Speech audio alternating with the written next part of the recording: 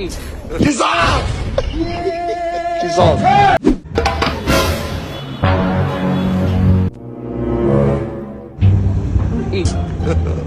God have mercy upon us. Hello man. Saya taljuma kumwarde lo nini. Youtiangi famille kwabo. Yani musari wale digaka. Yaltu nini mo kwarde mo kola lo. Okay.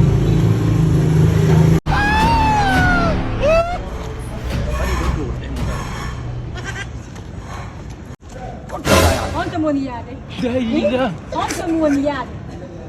Ni dawa yaw de kasud kun. Ono ngatamia. Ono ngatamia. Ko telefon ma.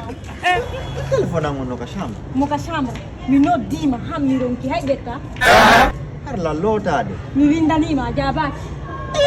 Hey. Goddo sino lotade mo e de cross de téléphone. Avata la windande inna la lotagol. Mi windana ma. Prévenant la inna OK, je pars me laver au cas où tu m'écris ou bien au cas où tu m'appelles.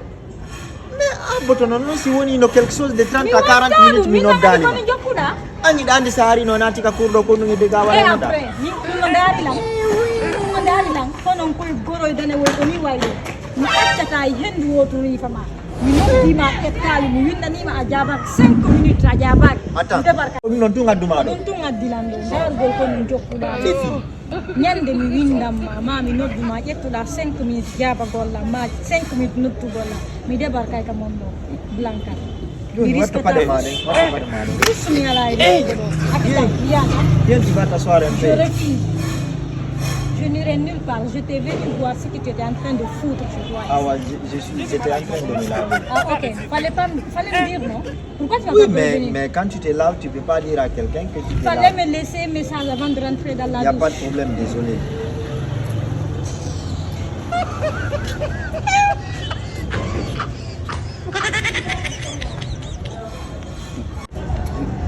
Man, kono do no ari mo de.